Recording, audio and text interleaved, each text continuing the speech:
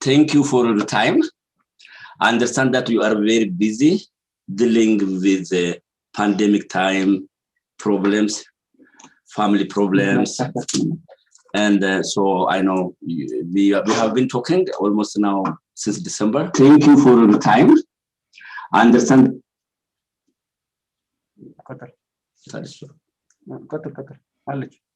So it is very interesting to have you today. I know you are a manager for Eastside mental health professionals, and then you didn't even send your staff, but you gave your time because I told you our community situation. Our community, we need more awareness about counseling and mental health issue because we don't practice too much mental health in my community. It will look like sometimes like a taboo also. So today you will explain, you give awareness about your program and then the importance of mental health counseling sometimes in life, particularly during this time. Sure, Emric, I know you had some questions for me as well, potentially. So maybe I'll introduce myself and tell you a little bit about the supports that we offer. And definitely that taboo and stigma is a big issue in mental health for all cultures, really. So that's an important piece to talk about as well, for sure. So my name is Janet Stewart. I'm a psychologist and manager at Eastside Community Mental Health Services.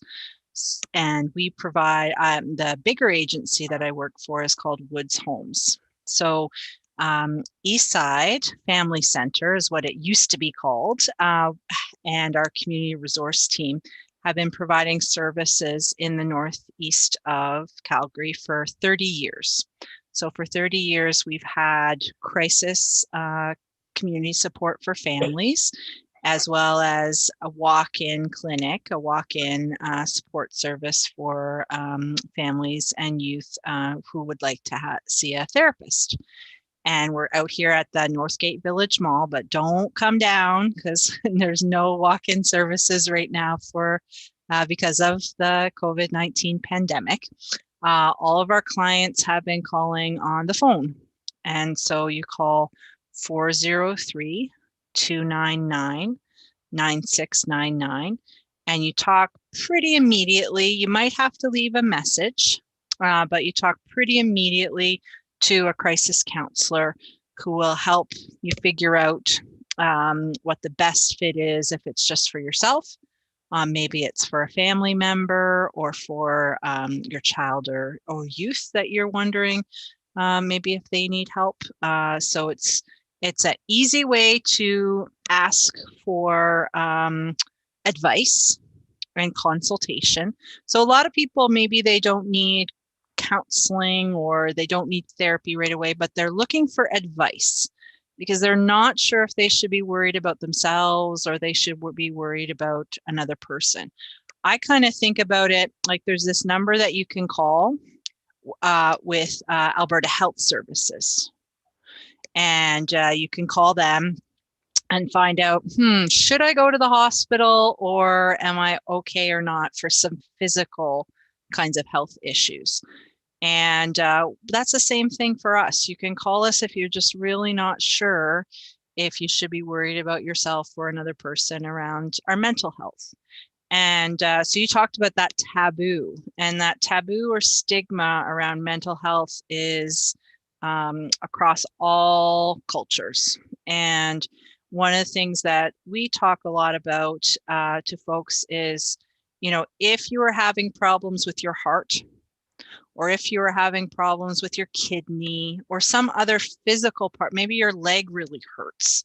Lots of people would not hesitate to go to their family doctor or someone they trust in the medical profession to ask about, why does my leg hurt? Or I think I might have a problem with my heart. But lots and lots of people are very hesitant. They don't want to talk to someone and try to find out if there's some strategies or some support around their mental health. And so that's that taboo and stigma that I think we try to make sure that when you do call us, the conversation is respectful and informative. And so anybody who calls in thinks to themselves, well, that actually wasn't too bad, you know. I got some information, I got some help, they're very respectful. And so maybe I could do that again, or, I kind of trust what they say to me. And so I'd like to follow up with what they're saying. So that's kind of what we try to do over here. And we know that for lots of youth are on their phones now. So we have text and chat opportunities. So you don't have to call someone. You could just get on your device if you have a device and get that support as well. So there's lots of ways to get support. But you're right, there's lots of still thoughts in a lot of people's ideas about how mental health can be very shameful, that mental health means you're very weak, that there's something wrong with you.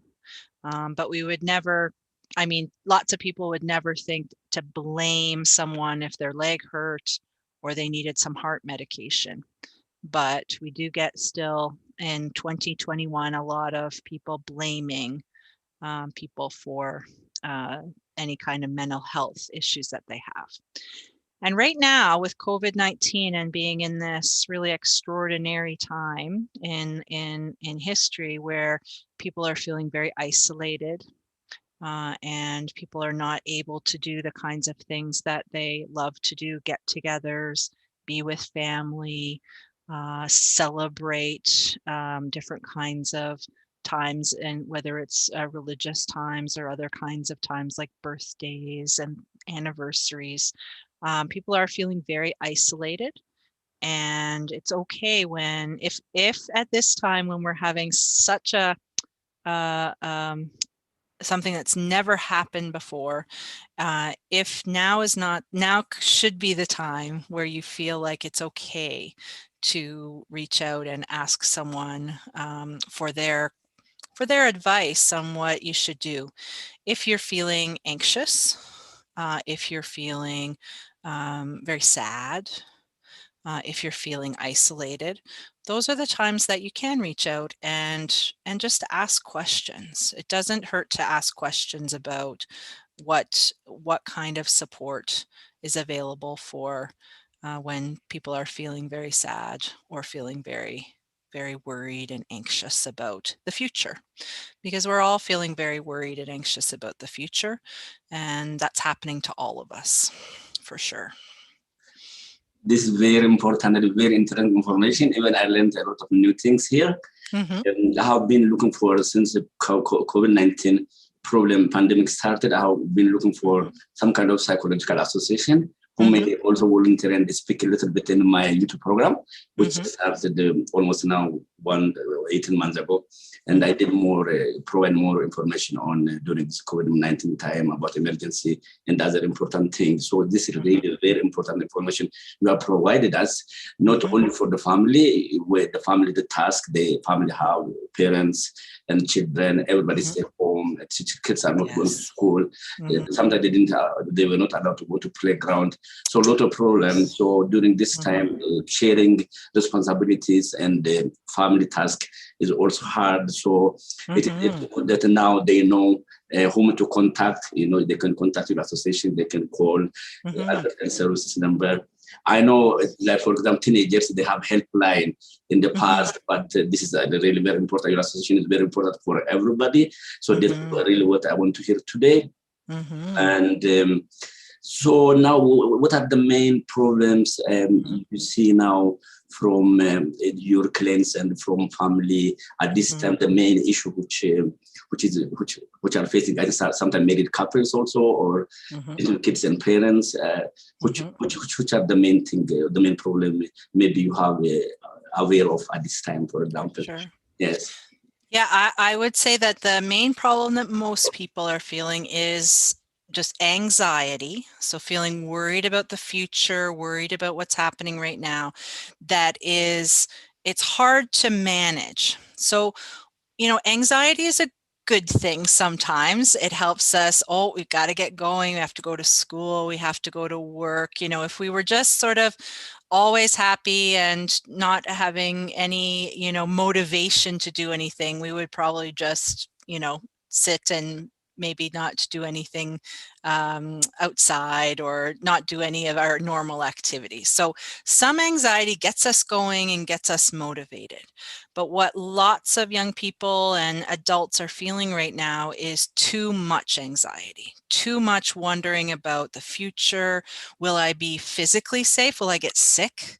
You know, if I go to my job, will I get COVID-19? Will I bring that home to my family? So there's lots of worries about that. Now, some people are doing a great job. They're managing their worries perfectly. Their family is very supportive. They have friends, you know, their work, they can physically distance at work, so they feel safe at work. So some people are really coping very well. Maybe some people actually aren't very social people, so they don't really like too many people. So they're actually feeling okay right now. But what we're seeing when the people that call are folks that saying, you know, my usual ways to cope with anxiety, enjoying family and friends, going to the gym and doing activity, going out with my family to restaurants, you know, eating the food that we love. I can't do the things that help me manage my anxiety right now. And so what we're talking to families, young people, and adults as well, they're welcome as well at Eastside Community Mental Health Services, even if you don't have a kiddo or you're not a parent. What we're talking with those folks about and consulting with them and just giving them ideas around strategies and ideas to manage that anxiety that we are all feeling right now.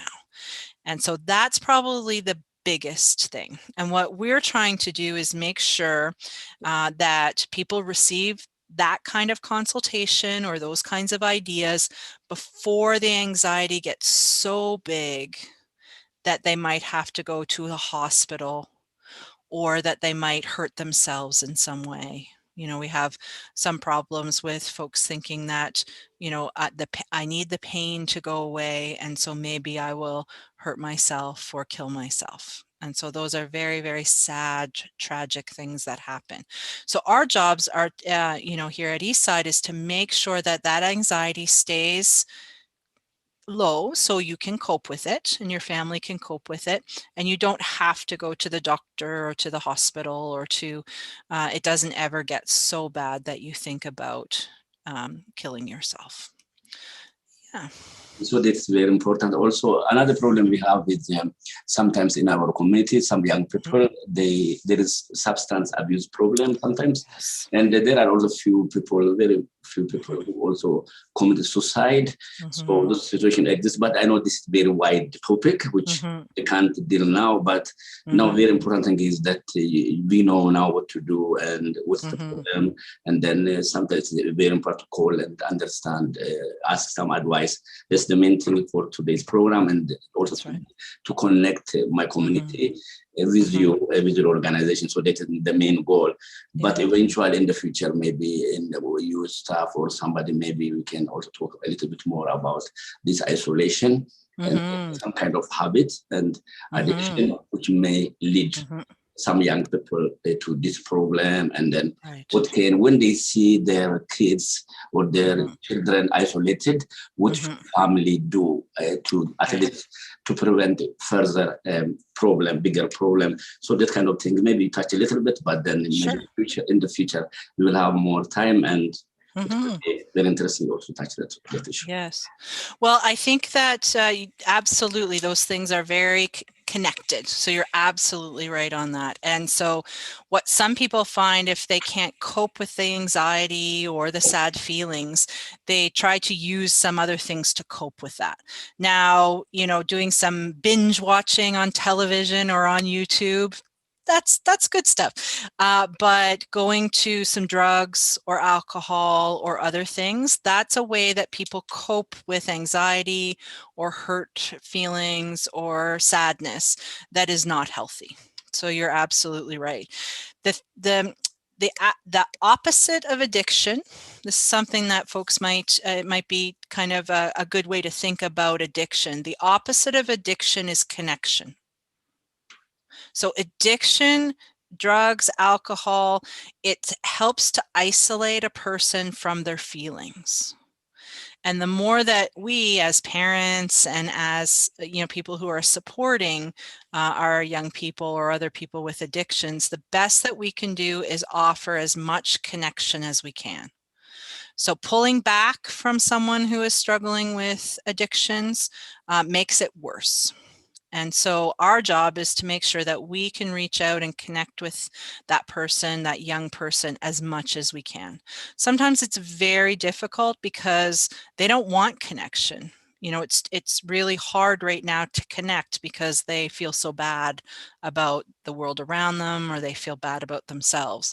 But the most things that we can do is connect. And that's the problem right now with COVID-19, is that it makes the idea of I'm going to isolate myself because I'm in such pain and I'm going to start taking some drugs or drinking too much, that it's very hard now in COVID-19 to increase our connections, to go against the idea of isolating with drugs and alcohol.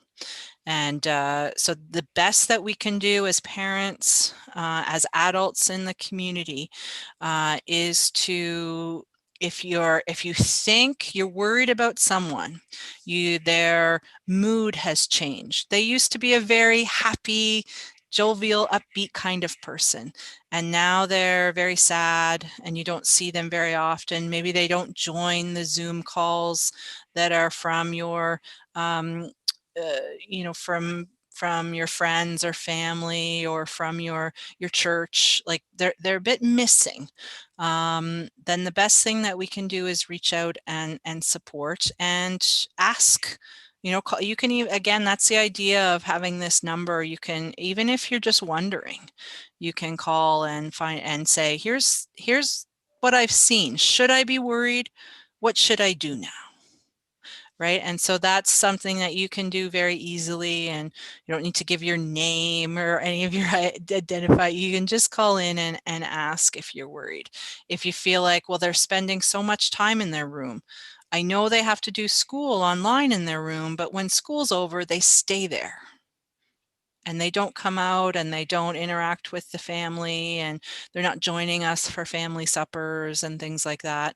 That can be another clue, like, oh, maybe something is, we need to spend more time together in a way that works for our family. So yeah, the opposite of addictions is connection.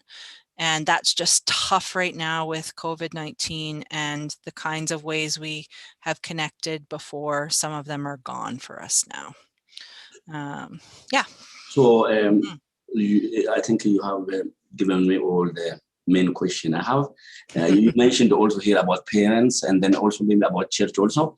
My community is very active in church. They go, yes. They are church goers, either Orthodox or Protestant or Catholic. So I think the church also has a role in this to help to do some spiritual care also, which is, I think in Canada also we have the spiritual care services and chaplaincy also in the hospital. So this may help also, but it is very important information you have given us. Once again, I really appreciate your time. Your service is free of charge? Yes. So Eastside Community Mental Health Services is funded by several government kind of agencies like Alberta Health Services. And we also have some other grants, and we have donations from the community and specific large donors from companies and things like that. So with all of that kind of funding that we have, it is free of charge. It has no cost to the clients. So you don't have to worry about that when you call in. So once again, I want to tell my viewers, everybody who follow my YouTube program, today we have a great honor to have Janet Stewart, who is the manager for Eastside Mental Health Professionals. This is a really great chance which we have today. And then I try also to talk this in the Amharic language. and also maybe in yes. Tigrinya in the future to Sure. explain what she said today for those who don't understand English. So I really appreciate once again your time. And I want once again to repeat the phone number. They can yes. Euros Association when they need some advice. And it is very, very important that we have today in this program. Yes. So yes, you can call Eastside Community Mental Health Services, as you said, at 403-299-9699. And we understand how important it is, especially in times of crisis, to be supported in your first language. And there are a few languages that our counselors and our therapists speak, including we have Spanish therapists and things like that. But we do appreciate and you know, if someone were to call in and have a friend who is helping to translate on the other line, oftentimes we have that. And so, you know, if someone's really needing some kind of support to make sure they get the right information, then we are open to that as well. Once again, I can also volunteer for translating. I'm also certified translator. So Right. there are also other translators in our community. So thank you very much again for the time. And then really, I appreciate your time, Janet, and thank you very much for the time again. No problem. Thank you for inviting me. It was a pleasure. Thank you again. Bye for now. Have a good day. You too.